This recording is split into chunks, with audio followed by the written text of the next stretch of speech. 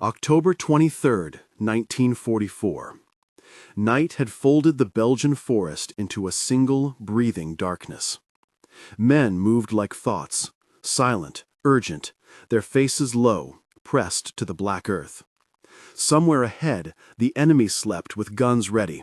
Somewhere behind, the lives these soldiers once knew were being left further and further away. In that dark, commanders measured not only miles, but the trust they had taught their men to carry. It was in nights like that, where the world narrowed to the scrape of boot and the whisper of orders, that Terry Allen's methods were proved and often misunderstood.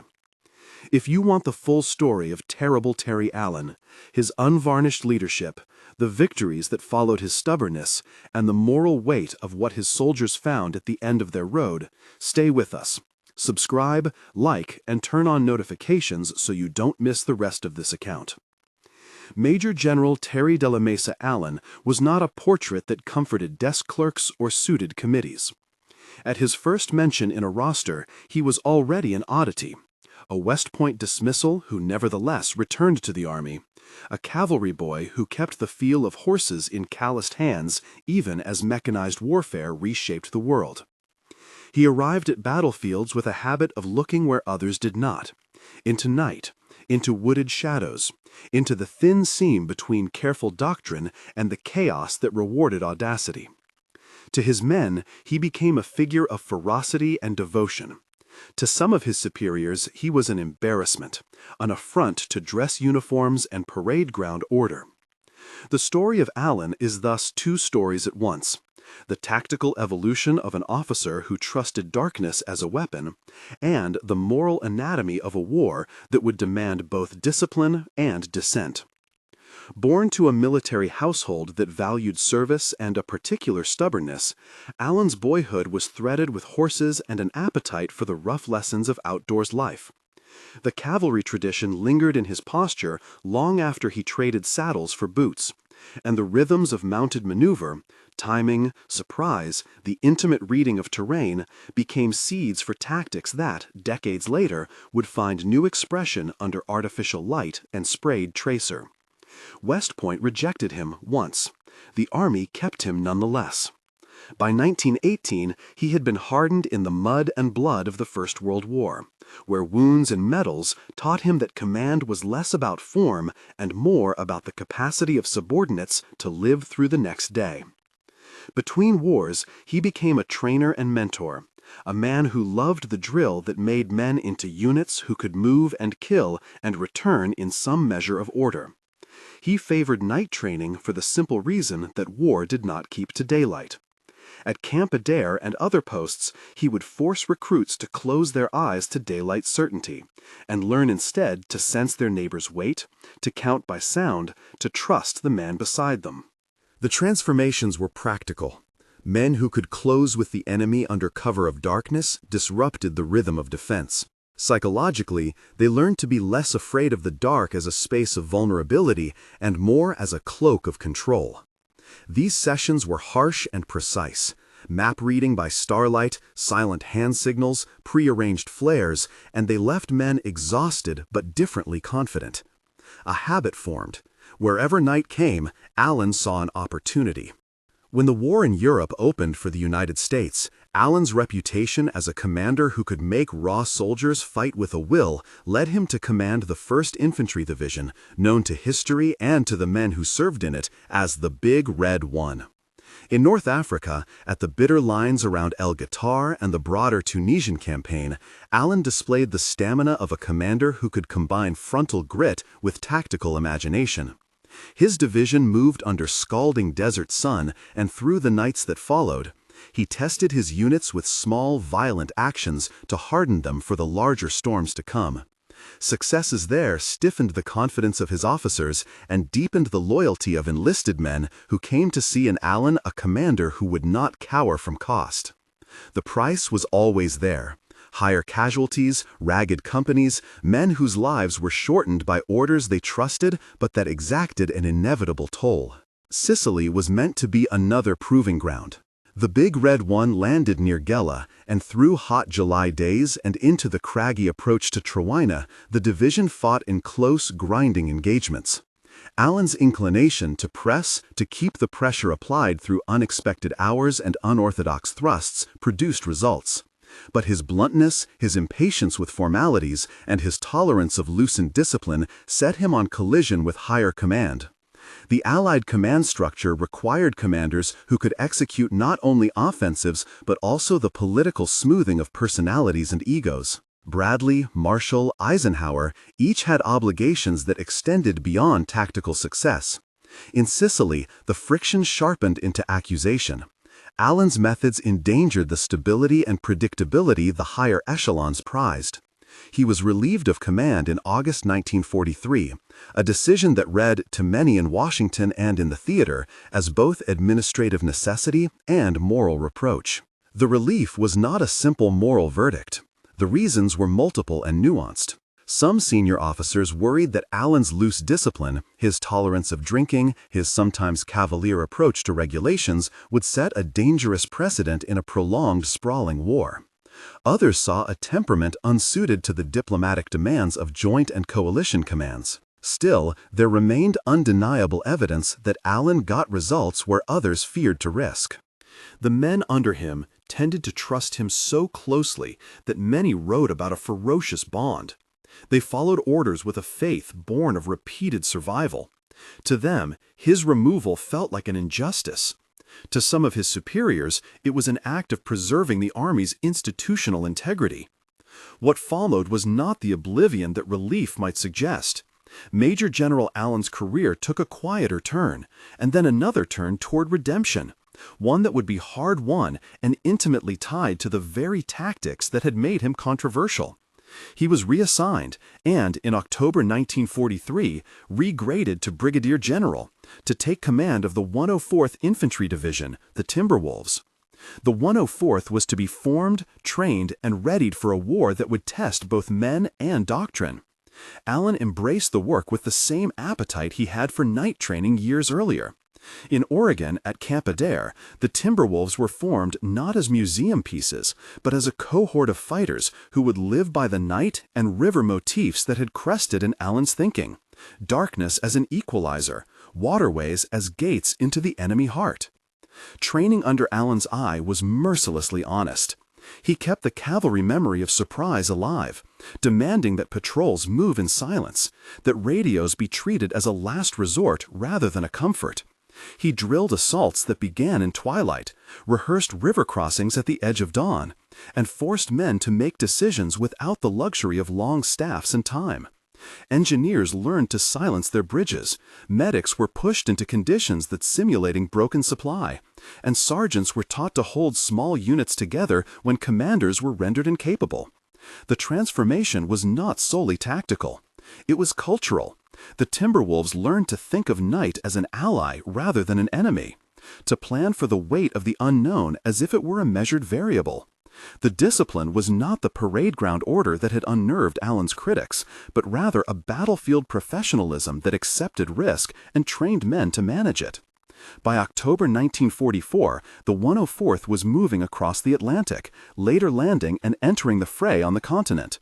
The division would be tested quickly. On October 23, 1944, deep in the Belgian forest along the border with Germany, the Timberwolves engaged in the kind of fight Allen had prepared them for. The darkness permitted new forms of attack, infiltration, short, violent assaults on enemy positions, a philosophy that sought to deny the defender the comfort of organized observation.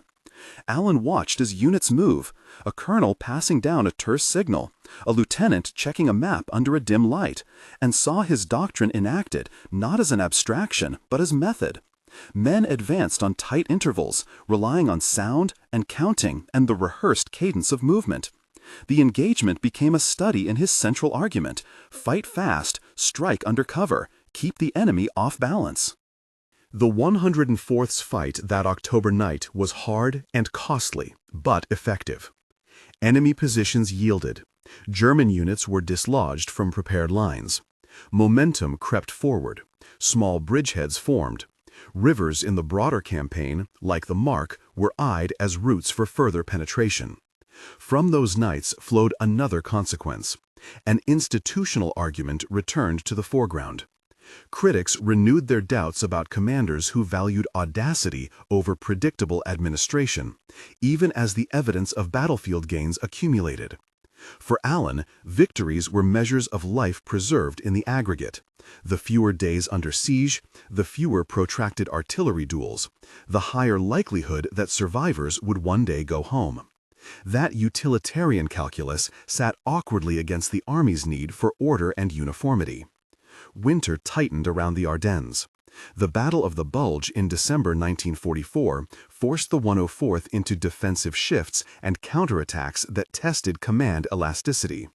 Rivers again framed the campaign. Crossings of the Mark, then the Ruhr, became crucial thresholds. On November 2nd, the Mark River crossing had set a pattern of seizing key waterways to collapse German defensive depth. The Timberwolves' experience in river operations, earned in wet Oregon drills and honed in the cold rivers of Europe, paid dividends. Crossing a river was never merely tactical, it was symbolic. A unit that could move across water under fire had wrested from the enemy a capacity to hold lines. Each successful crossing was a compression of choices, a short calculus, where courage, engineering, and timing intersected. March 5, 1945 saw another bound in Allen's vindication. Cologne fell, captured in the broader sweep of the Western Allies' drive into Germany. The taking of such a city was not only a tactical milestone, but also a psychological one. Urban warfare exposed units to the maze of streets and the tenacity of defenders. Allen's men had been schooled, however, in closing with the enemy under varied conditions, and the Timberwolves adapted to urban operations with a grim competence that had been forged under darkness and river training. The Rhine crossings later that month, on March 22, 1945, would open the final chapters of the campaign into Germany. The advance was also an encounter with a reality that could not be measured by maps or medal citations. On April 11, 1945, elements of the American forces reached Nordhausen and the subcamps clustered in its vicinity. What men found there forced a pause in the forward rush. Records, later reports, and testimonials indicate that thousands lay dead or dying. Survivors, emaciated, hollow-eyed, clung to the few shreds of life that remained. Photographs, taken at the insistence of command and for posterity, showed lines of evidence that would become a blunt proof of the regime's crimes. Allen and his men were not untouched. They had been prepared for violence, for strategic killing in the service of national survival. They had not been prepared for the scale of industrialized deprivation laid bare in those camps. The liberation of Nordhausen carried with it both compassion and consequence. Orders were issued to document and, in some cases, to force local German civilians to view the condition of prisoners, an action intended as part of a moral accounting. Allen's command, like others, ensured that photographers and witnesses recorded what they found, records that would later underpin legal and moral claims. The horror was described in reports with care, approximate numbers drawn from unit records and subsequent investigations, the condition of survivors, and the obvious evidence of neglect and brutality. In the aftermath, there was no triumph. There was pity and a deep, righteous anger. For Allen, who had weighed the cost of casualties against strategic imperatives for years, the camps presented a different register of responsibility, a demand that military victory be coupled with accountability and humanitarian action. By late April, American and Soviet forces linked up, April 26–27, 1945, folding two fronts' advances into a strategic closure. The war in Europe formally ended on May 8, 1945, but for men who had seen both the front lines and the camps, the date carried mixed exultation and emptiness. Allen had led two divisions in combat that had demonstrated the efficacy of his methods. The 1st Infantry Division had earned its laurels and also the controversy of his removal. The 104th had matured under his hand, proving that night operations and aggressive training could yield theaters of success. Yet victory did not erase the personal costs. Allied victory was braided with the sorrow of losses, the ruin of towns, and the moral burden of what had been discovered. After the war, Allen's career wound toward retirement. He left the active list on August 31, 1946, a man who had earned commendations and yet remained, in some institutional memories, a problem to be catalogued rather than a hero to be canonized. His later years were quiet and reflective. The public record preserved his promotions, his awards, and the dates of major events. Family life held its private grief.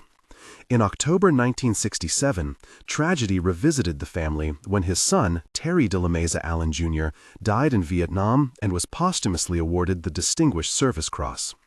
Major General Allen's own death on September 12, 1969, closed a life that had been both fiercely alive in combat and marked by the particular solitude of men who carry command decisions to the grave. Legacy is a composite. Tactical manuals will cite night operations and river crossings as techniques. Historians will parse his relief in Sicily as a sign of institutional friction. Veterans will recount, in bars and reunions, a leader who walked the line and asked for more of them than others would. For some, Allen's brand of leadership was reckless. For others, it was the necessary kind that a modern, mechanized enemy respected and feared. The liberation of Nordhausen and the other camps added moral texture to a record otherwise dominated by metrics of success. They compelled the army and the nation to reckon with the human consequences of victory and to insist upon documentation, prosecution, and remembrance.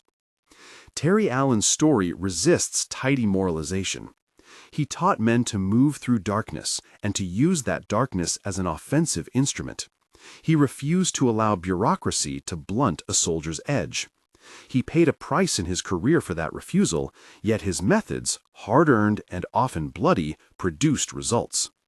The Timberwolves and the Big Red One crossed rivers, breached cities, and, at last, stood amid scenes that demanded more than military dispatches. They demanded witness. The recurring motifs of night and rivers, of horses remembered in the shuffle of mechanized columns, wove through Allen's life as both literal and symbolic threads. Night as tactic and trial, rivers as the liminal places where campaigns either found purchase or dissolved. There were personal costs beyond the battlefield. The death of his son in another war underscored a generational continuity of sacrifice that no tactical brilliance could alleviate. Institutional memory would remember Allen in fragments, some admiring, some critical. But the men who had slept in foxholes and crossed frozen rivers under his orders preserved a simpler memory. A commander who went with them into danger and who demanded of them a harsh, honest measure of courage. The particulars of dates and movements, the Tunisian surrender in May 1943, the Sicily landings in July 1943, the relief in August 1943, the reassignment and subsequent achievements with the 104th, the autumn fights in Belgium on October 23, 1944, the Mark and Ruhr crossings, the capture of Cologne on March 5, 1945, the Rhine crossings on March 22, 1945, the liberation of Nordhausen on April 11, 1945, the link-up with Soviet forces April 26, 27, 1945, and the war's end on May 8, 1945 are the scaffolding upon which a complicated life hangs. Within those coordinates, Allen's choices acquire shape: risk, insistence on initiative, and a willingness to accept human cost as the price of operations intended to shorten the war and break the enemy's capacity to resist. Controversy will continue to follow such men. Were his methods a model to be adopted wholesale, or a set of techniques to be weighed and disciplined by institutional norms? The answer is both. Night attacks and rapid river crossings proved valuable when carefully planned and rigorously trained. They could become costly when multiplied into recklessness. Allen's career shows how command must balance the edge of audacity against the scaffolding of accountability. His removal in Sicily was not only a personal rebuke, but also a reflection of an army learning how to govern itself while fighting a total war. The men who served under Allen, and who survived, would tell stories of a commander who walked through mud and smoke, whose face could be streaked with dirt and blood, and yet whose attention remained on the smallest tactical detail. They would recall his burdens, the letters he received, the quiet refusals of glory to those who had paid the cost, his impatience with committees, and his devotion to the soldier at the point of the spear. They would also remember the nights when, by his insistence, they had moved like shadows into enemy depth and come away with ground that had seemed impossible before the dark fell. There is finally the duty of remembrance. The documentation of camps like Nordhausen, the photographs and written reports, the taking of civilians to see the consequences of systematic cruelty, all these were institutional and moral responses that followed from what soldiers found. Allen's command was part of that witness, and the record has preserved both the tactical successes and the human tragedies. His medals and dates will remain in official files, but the more enduring memory is in the men who learned to move and fight under his doctrine, in the towns and rivers that marked the campaign, and in the victims whose suffering demanded that future generations remember and judge. The story is not over in the sense that history ceases to debate. It is a life that stands as a lesson. Tactical boldness and human compassion need not be mutually exclusive, but they must be held in tension. Allen provoked that tension.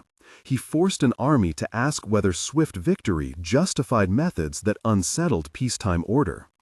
He paid for his answers with career cost and personal sorrow, yet he left behind divisions that fought well and a doctrine that would influence the conduct of attacks where darkness itself became an ally. The narrative continues through the memories of those men, through after-action reports, through recorded orders, through the testimony of survivors and the accounts of fellow commanders. It continues also through the places, the tangled Ardennes, the cold sweep of the Ruhr, the bridges over the Rhine, the rubble of Cologne, and, painfully, the fields around Nordhausen where documentation could not return life to the dead, but could insist that the world see what had been done. In those places, the contours of Allen's choices remain visible, the flash of success, the shadow of cost, the stern face of a commander who preferred the hard clarity of action to the soft comfort of safety. As the campaign moved into Germany and the final days of the European War unfolded, Allen's men faced one last test of what they had been taught. The link with Soviet forces brought both relief and an uneasy awareness of the new world taking shape. The crossing of political and geographic thresholds did not erase the small human moments, the whispered prayers in the night, the letters folded and mailed when the mail could travel, the small relics smuggled home in pockets. These details, easy to miss in summaries of battles, carried the weight that makes biography humane. The arithmetic of loss, the gestures of care between strangers under fire, the sober conversation of commanders counting what victory had cost. The final professional verdict on Allen is mixed, as any careful study must be. He was a man whose tactical instincts saved ground and lives in aggregate, while his temperament and permissive discipline provoked institutional anxiety. He was relieved once and vindicated in the field later. He trained men in the Oregon rain and watched them test themselves in the cold Belgian nights. In the end, his legacy is not a clean thing. It is a measure of the complexities of leadership in total war, the need to be decisive, the moral obligation to record and respond to atrocity, and the personal price of making choices that carry others' lives in their balance. The men who loved him called him by a name that mixed affection and fear. The Germans who faced his assaults came to know him as a commander who struck with an implacable rhythm that seemed to anticipate the night. History preserved the dates and movements, the promotions and the reliefs, the crossings and the liberation. The rest is memory. A commander with a cavalry past who taught his men to use darkness as a weapon. A leader who refused to be comfortable with safety if it meant losing the initiative, and a father who would later see his son die in a different war. These are the threads that together make Major General Terry de la Meza Allen a figure both celebrated and debated, a man whose life asks of those who study it a sober acknowledgement of the costs of fighting, and a firm insistence on the duty to witness what the victors discovered when they tore open the enemy's guarded gates. He lived afterward in the way that many soldiers do when the firing ends and the ledger must be closed, not with an easy accounting, but with a ledger that would always show columns that would not balance. The medals were still there in drawers, the orders and the citations bound into folders. There were photographs with faces frozen in the light of other years. There were letters that no discipline could reconcile with the memory of men who had been ordered into darkness. Allen moved among those things with a soldier's economy. He did not waste words on what could not be fixed, but memory had a way of finding him whether he wished it to or not. There were ceremonies, of course. He attended some and declined others. At gatherings where comrades came to praise a campaign or to remember a friend, men who had followed him in the mud and the snow would take their places like sentinels of testimony. They spoke of the rhythm he imposed, the blunt commands that left no room for doubt, the way he walked a forward line with the same steady step whether the night was full of shots or quiet. They told of how a knocked-out radio or a river swollen with meltwater meant nothing if a captain had been taught to move on the initiative. They told, too, of nights in which orders were improvised into life-saving choices, and nights in which improvisation unspooled into damage that no after-action report could properly account for. The survivor's memories kept his image complex. Men who owed him their lives, and men who blamed him for losses that could not be recovered. Both kinds of testimony were true. Both kinds of loyalty and anger shaped the conversation that would follow him through the rest of his days. He received notes from soldiers across the country, thank yous written in blue ink letters folded into envelopes, newspaper clippings, appeals from families who wanted explanation as much as consolation. He replied with the short, direct notes he had always written. A sentence of regret where regret could help, a refusal where the military code forbade further debate. He answered not with defenses, but with the modesty of a man who had been given orders to keep men moving and had tried to balance that duty with whatever mercy he could afford. The institutional state of things remained unsettled.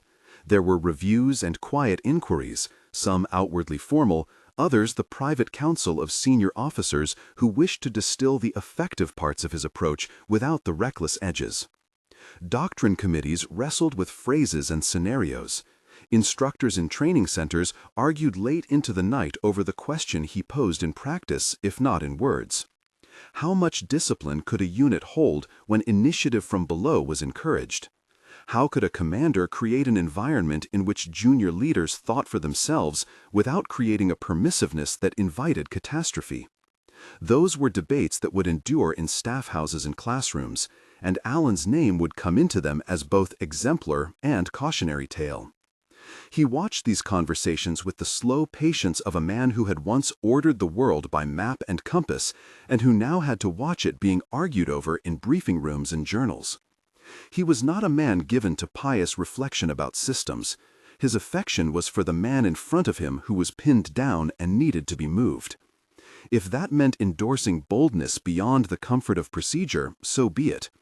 Yet in quieter moments he understood the cost, how one officer's tolerance for improvised action could approve, in effect, a latitude that inferior moral orders might abuse elsewhere. He had seen the evidence of that danger. He had also seen the absence of action become a different kind of cruelty. Private sorrow cut him more sharply than public controversy. The death of his son in another theater reopened a wound that victory had never closed. The boy's photograph, young, spare, eyes like his father's, sat in a place where Allen could not miss it each morning. The grief was not a military grief that could be folded away with a campaign plan. It was a father's loss, a small private missing that no rank could measure. Letters arrived from men who had served under him and had become fathers themselves. They wrote of their children, of Sundays at home, of the simple ordinances of civilian life that had once seemed less urgent than the next briefing. Those small domestic accounts were often the ones that steadied him. They were reminders that beyond any doctrine or critique stood a human world that would not be contained by maps. In the years that followed, Allen continued to speak to groups of infantrymen and young officers, sometimes in uniform, sometimes in the quiet of lecture halls. He never gave speeches that tried to bind his listeners with rhetoric. His addresses were practical and pointed. He spoke of the need to know one's men, to accept the weather as an adversary as real as the enemy, to put the mission into human terms rather than phrases on paper. He insisted on the primacy of leadership at the point of contact, the lieutenant with sweat on his collar, the sergeant who knew the ground, the captain who must choose between two bad options. He told stories, short, unsentimental, about nights when a radio had failed and a platoon sergeant moved as if the order were his to give. He praised that quiet courage. He did not romanticize cost. He named it plainly. Outside the formalities of speech, there were the less public acts. He took to visiting hospital wards, where soldiers who had returned with injuries and illnesses came to learn what was left of their lives. He listened as a man described a hand that would never do a certain delicate task again, and as another admitted to nightmares he could not shake. He did not offer platitudes. He listened, and sometimes he sat silent until the man found the words he needed. Other times he would say simply that the Army had an obligation beyond tactical success. It had a duty to the men who had been placed under its care, to help them live in the aftermath of decisions they had not made. To some of the patients he would write a note. To some he gave a coin, touched out of habit the way a sergeant might offer a talisman on the eve of battle. The press continued to press, and historians would not desist. Books were written that offered sweeping judgments.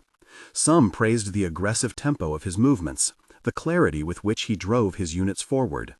Others dwelt on the uglier discoveries made in the wake of push-ins and raids, and on how discipline, even under the stress of war, must be maintained to guard against the lawless impulses that war can release. Allen read some of these accounts with the same hard gaze he reserved for reports in the field. He marked errors where they were careless and accepted criticism where it was sober. He knew the line that separated analysis from demonization and tried not to cross it. Young officers and non-commissioned officers, in their private conversations, debated his methods as they would debate a tactic in the field.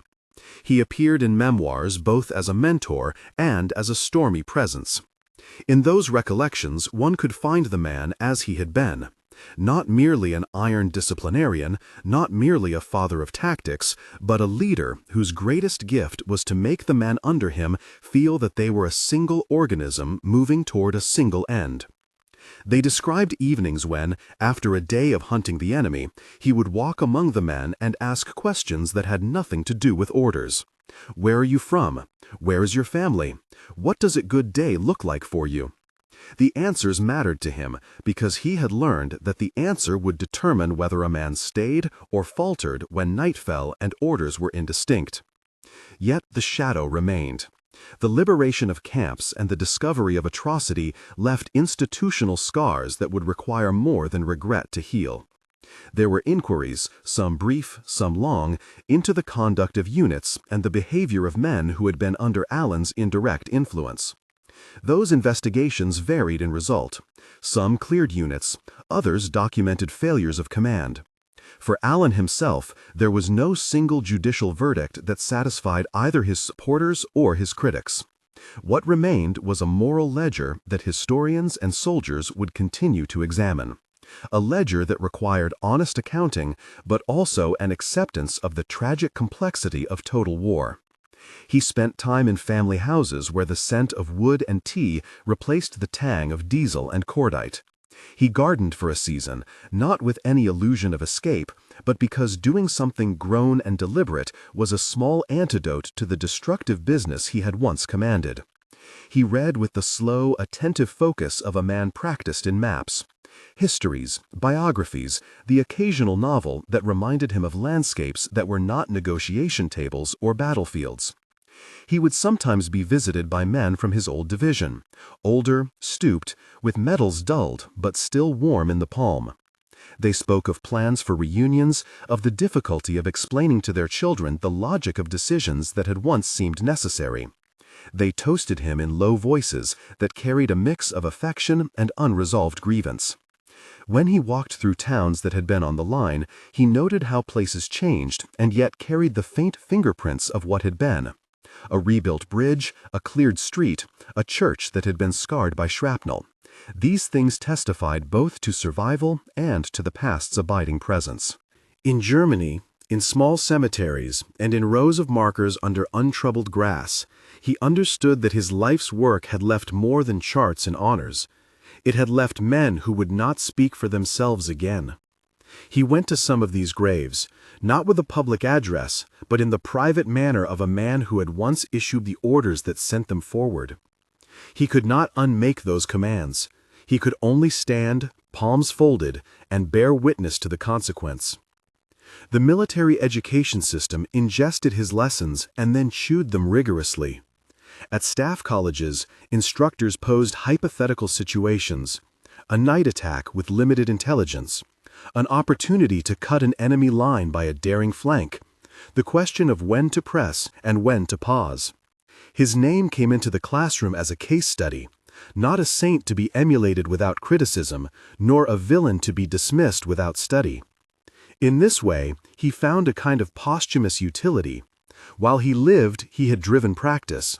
After he retired, he provided a living disputation that would sharpen successive generations' thinking about command. In quiet moments, he returned to the simple precepts he had taught in camp: know the mission, know your men, accept the night as a factor, and refuse to let procedure deaden judgment. It was a small catechism that had kept men alive in small unit fights and had failed them when institutional discipline slipped. He had never meant for the latter to occur. He had always imagined that the two, initiative and restraint, could be married in the instincts of a well-led unit. The difficulty lay in preserving those instincts across thousands of men under the pressures of a continent-wide war. As years softened the immediate heat of judgment, a more measured portrait began to settle into print and memory. Biographers who sought neither to elevate nor to excoriate found in him the attributes of a soldier whose career was shaped by both the demands of institutional obedience and the exigencies of improvisation on the battlefield. They wrote of his temperament, his fondness for direct action, his impatience with overcautious staff work. They also wrote of the moral burdens of command that had followed him into his retirement, the men who had died in the night, the survivors who carried the weight of what had been done in their names. In the end, what remained most telling was not a single battle or a single report, but the web of small interactions: the letter from a former sergeant who thanked him for saving a town, the argument between officers about responsibility, the private confession of a man who admitted that he had acted beyond orders and could never fully explain why. Those threads, multiplied across hundreds of pages and thousands of faces, made a fabric both ragged and instructive. Allen himself did not write a voluminous memoir. He allowed a few long-form interviews, the kind that permitted detail without the indulgence of self-justification. He answered questions with the economy of a man who had learned that the shortest sentences often held the most weight. In them he did not recant, nor did he seek absolution. He tried to explain the logic of action in the field and to acknowledge that action, for all its necessity, required scrupulous aftercare. He urged younger commanders to remember that victory was not an excuse to abandon discipline, and that mercy required both courage and administration. The world kept moving. International alignments shifted, new wars claimed new sons and daughters, and the machinery of state adapted to lessons that had been learned in blood. Allen's methods, the emphasis on leadership from the front, the cultivation of initiative, the willingness to accept tactical risk, entered the curriculum of a modernizing army. At the same time, the institutions that had grown wary of unchecked discretion strengthened codified oversight, rules of engagement, and mechanisms for accountability. That combination, an attempt to keep the strengths of bold leadership while constraining its excesses, was perhaps the most concrete legacy of the tension he had embodied. Those who studied him decades after the campaigns could agree on certain immutable truths. He commanded by touch and example. He believed in the moral weight of action when that action was tempered by care for the soldier. He did not pretend that war allowed for easy answers. He accepted that the same decisiveness that could save lives could also, in different hands or under different circumstances, lead to ruin. The balance he sought never became a simple formula. It persisted instead as an ethical problem in command, as a question for each generation that put men into harm's way. When the end of his life came, it was greeted with the same mixed emotions that had attended his career. Men who had followed him remembered the nights in which his orders had bled light through the darkness and saved them. Others remembered the nights when that same darkness had covered deeds they had not understood. Public obituaries set against the archive of testimony could not resolve the moral ambivalence. They could only recount the facts, the campaigns, the reliefs and returns to command, the training grounds where he had shaped officers, the son who had died in another war, and the private grief that remained beyond medals. The rest, interpretation, judgment, consolation, belonged to history and to the lives of the men who had borne his choices. In the years after his death, museums, historians, and veterans groups continued to argue his meaning. Teachers used his campaigns as lessons in both tactical art and ethical restraint. Commanders at all levels found in his record a cautionary geometry. Boldness must be yoked to accountability. The initiative of a sergeant must be honored, but also bounded by the laws that protect non-combatants and by the practices that preserve humane conduct in war. Thus, his life remained a contested resource for instruction, useful precisely because it refused to be simplified. Memory did what memory always does. It gathered fragments and let them shine where they might. In barracks rooms painted afresh, in the quiet of a veteran's kitchen, in the margins of a staff college syllabus, the figure of Allen lingered. He was the soldier's soldier who demanded that men do their duty. He was the man who kept letters from his son folded in his desk long after the headlines had moved on. He became, finally, less an answer than an invitation.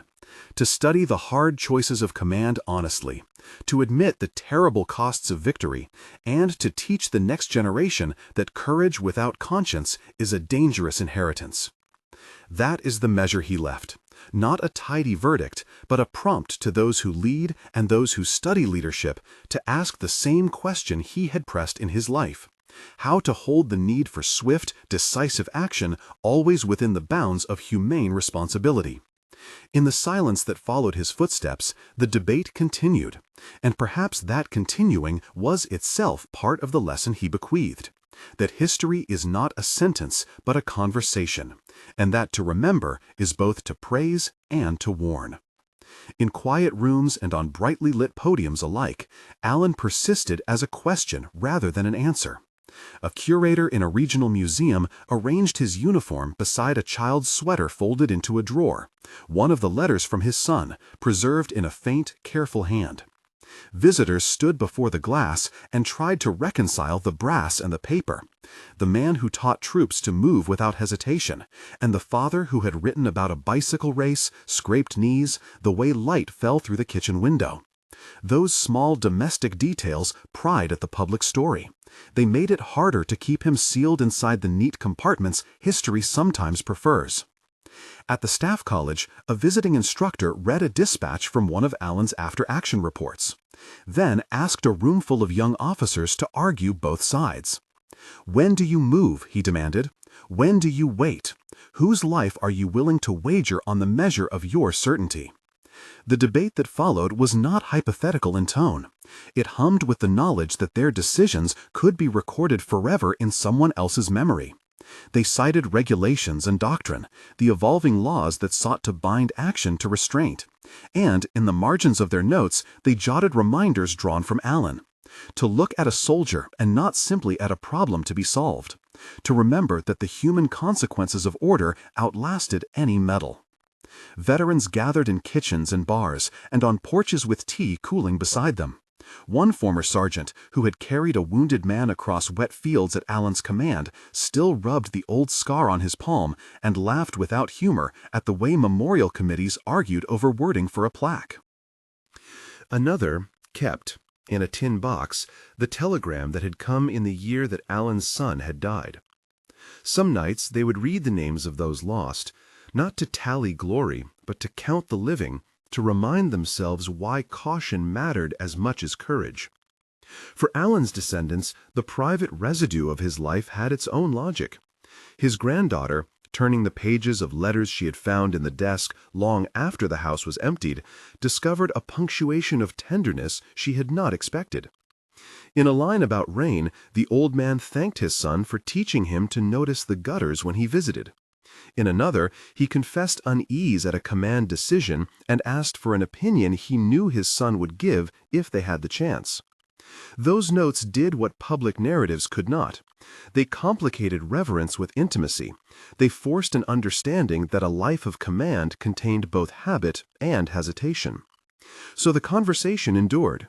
In classrooms and kitchens, in museums and private drawers, people rehearsed the same problem Allen had set: how to hold decisive action within the bounds of humane responsibility. It was not an exercise with a final exam. It was, rather, a continuing discipline, one that required each new commander to practice both muscle and mercy, to sharpen judgment as carefully as weaponry, and to keep the letters folded where they might be read again by a hand that remembered both orders and the small, unrecorded graces between them. Outside, before dawn, an old officer who had once answered directly to Allen walked the path to the memorial. He came with no program, no speech. He came because habit had taught him to arrive while the world was still settling into light. He paused at the stone, ran his fingers along the engraving until the letters were worn smooth beneath callus and thought. The answer he had once wanted, clear, vindicating, final, stayed stubbornly out of reach. Instead, there remained the feel of those letters in his pocket, a trembling human evidence that responsibility must be held every day anew. He stood a little while longer, and when he turned away, the morning had not resolved the question for him. It had only given him another hour to consider it.